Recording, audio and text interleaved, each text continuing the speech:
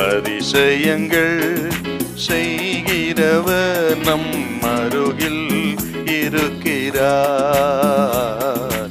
அற்புதங்கள் செய்கிறவர் என்றும் நமக்குள் வசிக்கிறார்.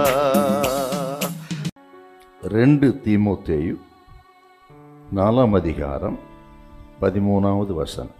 துரோவா பட்டணத்தில் இருக்கிற கார்ப்பு என்பவன் வசத்தில் நான் வைத்து வந்த மேல் அங்கியையும் புஸ்தகங்களையும் விசேஷமாய் தோல் சுருள்களையும் நீ வருகிற போது எடுத்துக்கொண்டு வா. பரிசுத்த பவுலடிகள் நமது ஆவிக்குரிய குமாரனாய் இருந்த தீமோத்தேயுவுக்கு ரோம சிறைச்சாலையிலிருந்து ஒரு நிருபத்தை எழுதுகிறார். கார்ப்பு என்பவன் வசத்தில் நான் வைத்திருந்த மேலங்கியை கொண்டு வா. எந்த நிலைமையில் இது சொன்னார்னா, எனக்கு ஒரு மேலங்கி கொண்டு வா. இந்த மேலங்கி எங்க இருக்கு தெரியுங்களா? துரோவா பட்டணத்தில், துருவா டு ரோம், ரோமாபுரிக்கு எந்த வசதி வாய்ப்புகளும் இல்லாத காலகட்டத்தில் 600 மைலுக்கு அந்த பக்கம் இருக்கிற அந்த படைய மேலங்கி கேட்கிறாருன்னா இவர் நிலைமை எப்படி இருந்திருக்கும் பாருங்க. எல்லாராலும் கைவிடப்பட்ட நிலைமை, நண்பர்களால் கைவிடப்பட்டார் பரிசுத்த பவுலடிகள். பவுலின் முந்தைய வாழ்க்கை எப்படி இருந்தது? அவர் ஒரு புகழ்பெற்ற செல்வ சீமான். எருசலேமில் கமாலியலின் பாதத்தில் அமர்ந்து கல்வி கற்பது என்பது எல்லாராலும் முடியக்கூடிய காரியம் கிடையாது.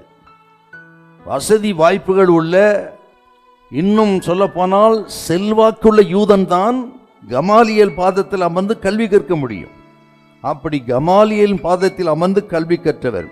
அந்த அளவுக்கு பரிசுத்த பவுல் செல்வ சீமானாக இருந்தவருங்க அவர்.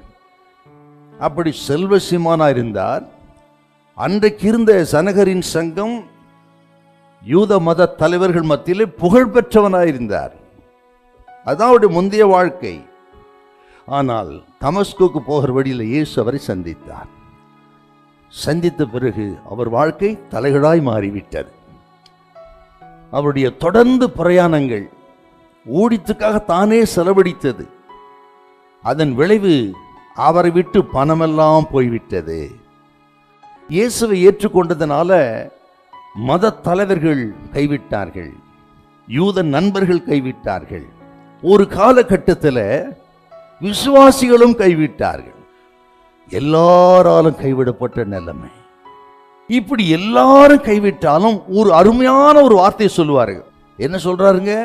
2 தீமோத்தேயு 4ஆம் அதிகாரம் 17. எல்லாரும் என்ன கைவிட்டார்கள், நான் முதல் விசை உத்தரவு சொல்கையில எல்லாரும் என்ன கைவிட்டார்கள், கர்த்தரோ எனக்கு ஒத்தாசையா இருந்தார். அருமையானவர்களே, ஒருவேளை ஒரு காலத்தை நல்லா உங்களுக்கு கை கொடுத்திருக்கலாம். இன்னைக்கு பணம் இல்லை, புகழ் இல்லை, பொண்ணு இல்லை, ஆகவே எல்லாம் கைவிட்டு இருக்கலாம். உங்களை பார்த்து கர்த்தர் சொல்லுகிறார், எல்லாரும் உங்களை விட்டு போனாலும், எல்லாரும் கைவிட்டாலும், பிள்ளைகளை கைவிட்டாலும் இயேசுநாதர் நம்ம கைவிட மாட்டார். கடைசி வரை நம்ம நடத்துவார். ஹல்லேலூயா, ஹல்லேலூயா.